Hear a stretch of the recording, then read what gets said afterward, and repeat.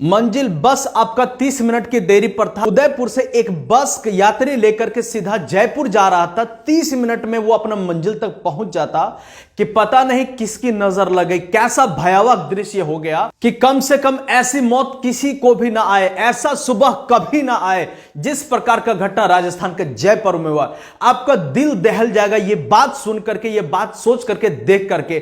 कैसा ये दृश्य, कैसा ये मंजर। एक ट्रक जो कंबल से लदा हुआ था और एक एलपीजी टैंकर से टकराता है तो इसका विस्फोट कितना भयानक हो सकता है आप इसके माध्यम से समझिए। न्यूज छपा हुआ है भाई साहब, एक आदमी पूरा झुलसा हुआ रोड पर एकदम दौड़ रहा और वो अपने जिंदगी के लिए भीख मांग रहा है। कह रहा है, आखिरी शब्द उनका था कि मुझे कोई बचा लो रे, मुझे कोई गाड़ी बैठा दो, मैं भाड़ा दे दूंगा, किराया दे दो, बस मुझे बचा लो। लेकिन ये आदमी बच नहीं पाता है। ये आपके राधेश्याम चौधरी है जो अपने जिंदगी और मौत रास्ते पर तड़प करके वो अपनी जान दे देते हैं। इनका तड़पन देख करके मैं वो आपको दिखा नहीं सकता, लेकिन जिस प्रकार से इनका तड़पन था, जिस प्रकार से तड़प के ये मरे, आप इसी सोच भी नहीं सकते हैं, कामना नहीं कर सकते, ना करना ही चाहिए। बस भगवान से बस यही कामना कर सकते कि इनके आत्मा को शांति प्रदान करे। आइए थोड़ा जानते हैं क्या घटना हुआ था और कैसे हुआ था। सोशल मीडिया में एक एनिमेशन बहुत तेजी से वायरल हो रहा है और अगर आप देखिएगा कि किस प्रकार से यह हादसा हुआ तो आराम से आप देख सकते हैं। यहां पर एक एलपीजी का जो ट्रक है वो लेके जा रहा है, यहां से क्रॉस किया ये रेड लाइट से, जस्ट यहां से सामने से एक ट्रक आया जो कंबल से लदा हुआ था, विस्फोट किया।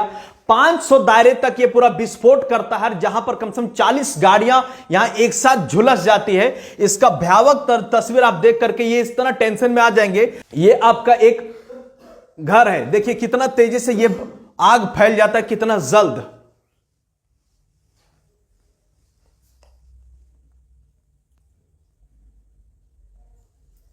कुछ ही सेकंड में ये पूरा का पूरा घर एकदम पूरा तब्दील हो जाता है, पूरा भयानक स्थिति में। और यहां पर इसका खौफनाक दृश्य ये रहा, इस भयंकर विस्फोट की जो आवाज थी कम से कम 10 किलोमीटर तक की रेंज में सुनाई दिया। जयपुर एकदम गैस के गोला से एकदम जबरदस्त रूप से ढक गया। असल में हुआ क्या, जैसे ही ट्रक आपको उसमें टकराता है तो यात्री के जो बस जा रहा था वो आग के चपेट में आ गया। आग के चपेट में आने की वजह से क्या हुआ कि दरवाजा अंदर से और बाहर दोनों तरफ से जल करके लॉक हो गया, दरवाजा खुल ही नहीं पाया। और गैस आप तो जानते हैं कितना यह खतरनाक होता है।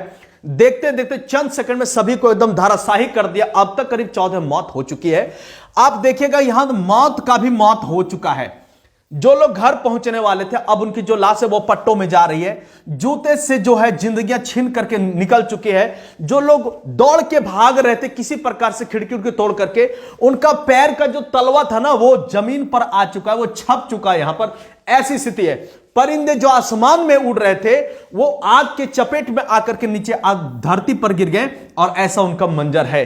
भाई साहब, एक लेडी कांस्टेबल थी जिनका सिर्फ बिछिया से यह पहचान लगाया जा सका कि ये लेडीज जो है ये इसी बस में आपकी बैठी हुई थी और ये अब जिंदगी छोड़ चुकी है। एक आईएएस ऑफिसर, पूर्व आईएएस ऑफिसर थे, उनका अभी तक लापता है। पुलिस उनकी छानबीन कर रहा है। इनका मोबाइल इसी जगह पर ट्रेस किया गया था। अब सोचिए कितना दर्दनाक ये हादसा हुआ है। इसका भयानक स्थिति अगर आप देखना चाहते आप अनुमान लगाइए भाई साहब कि ये पूरा का पूरा जो दृश्य है कैसा तहलका मचा हुआ है। कहने का मतलब ये है कि यहां से जैसे ये आ गया, यहां से ये ट्रक जा रहा था, ये सामने ये जो देख रही है बस है आपका सीएनजी वाला, ये सेंटर हो गया, सवारियों से भरी बस आपका ये वाला है।